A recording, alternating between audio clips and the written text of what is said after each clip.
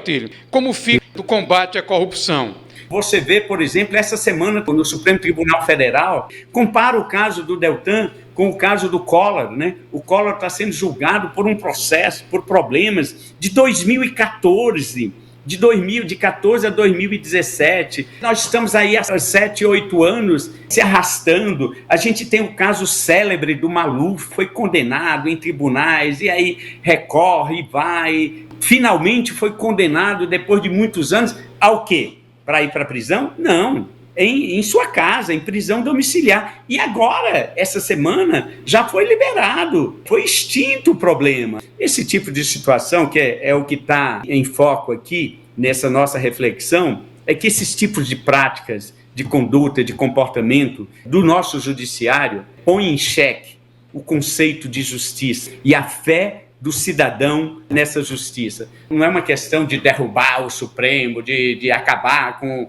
a justiça. É melhor que a gente tenha uma justiça imperfeita do que não ter um aparato judicial. Ninguém duvida disso. Isso não está em questão. Agora, essas celebridades, esses senhores doutores da sabedoria jurídica, eles deveriam pensar um pouco sobre as repercussões, como o cidadão comum pensa nisso, porque no final, quando eu vi a matéria pela primeira vez, a reação que eu tive, eu me lembrei daquilo que falava o Rui Barbosa, né, que é célebre, um aforismo do Rui Barbosa que dizia assim: de tanto ver prosperar as nulidades, de tanto ver crescer a injustiça, de tanto ver triunfar a desonra, de tanto ver se agigantar o poder nas mãos dos maus, o cidadão comum, ele chega a rir da honra, a se envergonhar de ser honesto.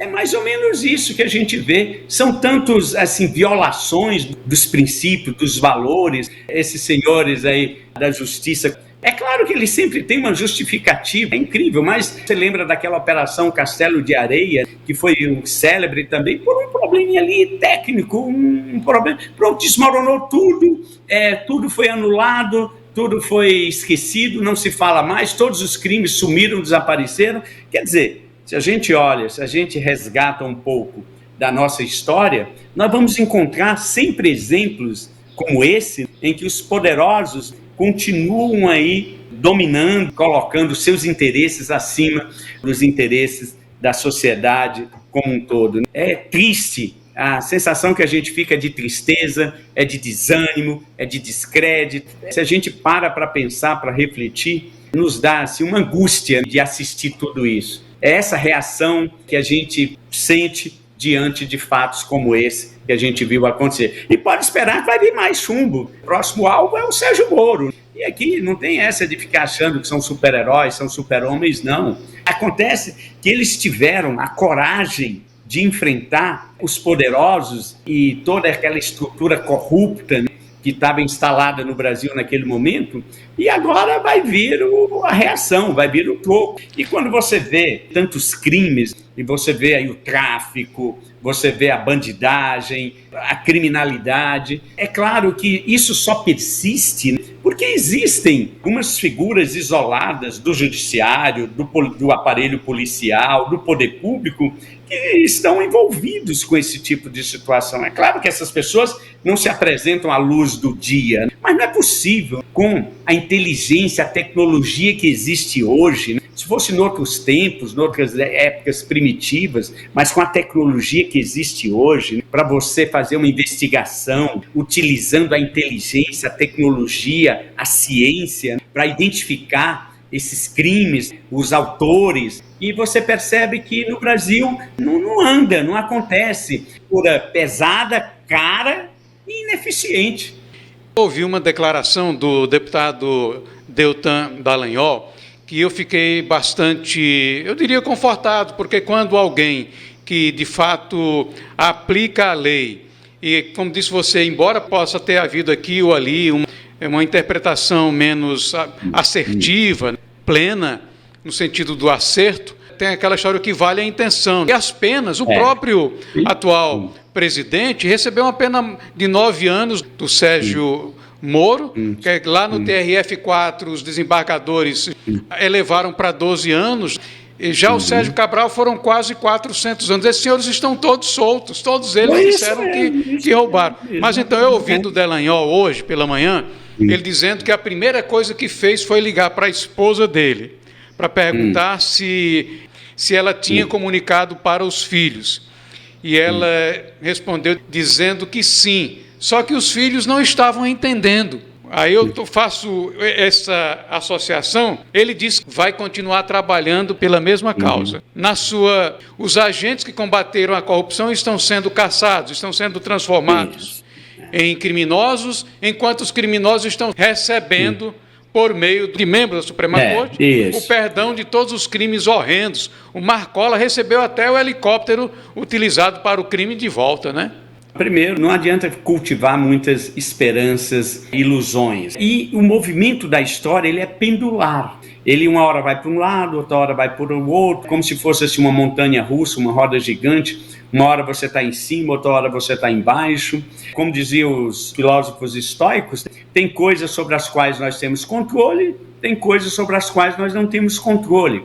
Então é aceitar com serenidade e nunca perder jamais o impulso, a combatividade, lutar pela busca e a defesa dos valores, a honra, a virtude, porque eu fico imaginando, e aí filosofando um pouco, entra na minha cabeça que essas pessoas que cometem crimes, que transgridem, cometem esses crimes bárbaros, porque crime não é só o pequeno delinquente, não.